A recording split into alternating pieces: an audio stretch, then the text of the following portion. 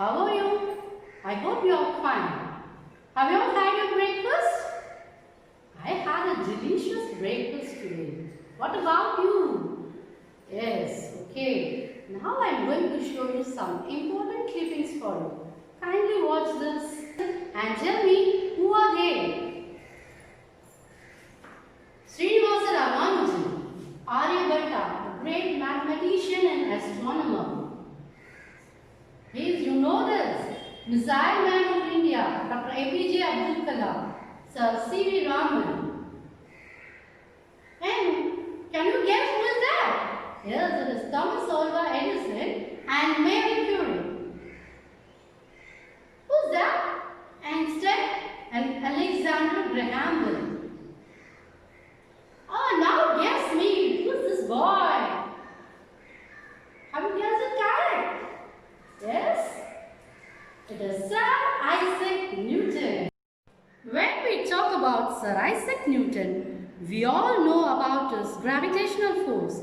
Before that, there are some interesting facts about him we are going to learn in this lesson.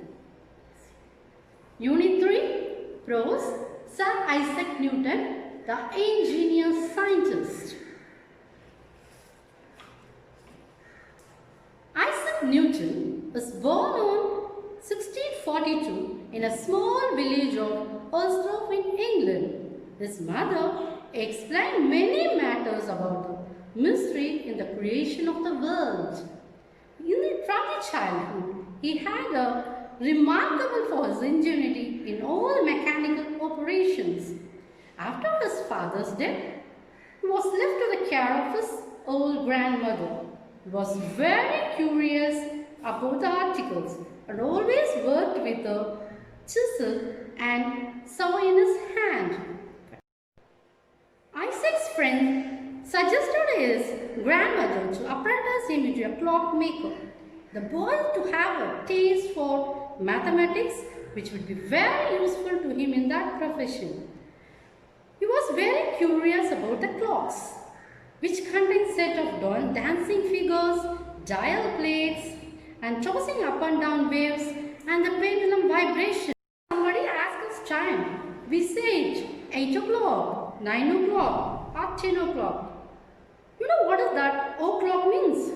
This is because he invented clock by dropping of water, which is not by wheels and weights like other clocks. O'clock, which means bowl of water.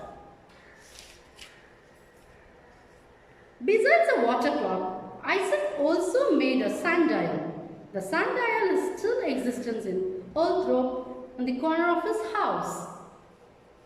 Isaac acquired knowledge by simplest means. To find out the strength of the wind, he jumped against the wind, and by the length of his jump, he calculated the force of a gentle breeze, a brisk gale, or a tempest. Near his grandmother's residence, there was a windmill. He spent whole hours in examining various parts. He investigated about the internal machinery and the process of working of the machine. After some time, he constructed a small model of windmill. In this picture, you can see that the drawings of Sir Isaac Newton before finding the windmill. It looks like a small box trap. The windmill was placed in a draught of air. Draught of air, which means you can find more air, and even the puff of wind from Isaac's mouth or from the bellows. And what most curious, if a handful of grains of wheat were put into the little chopper, they would soon be converted into snow white flour. Children, have you enjoyed this session? There are so many interesting facts, isn't it? Let me meet in the next session.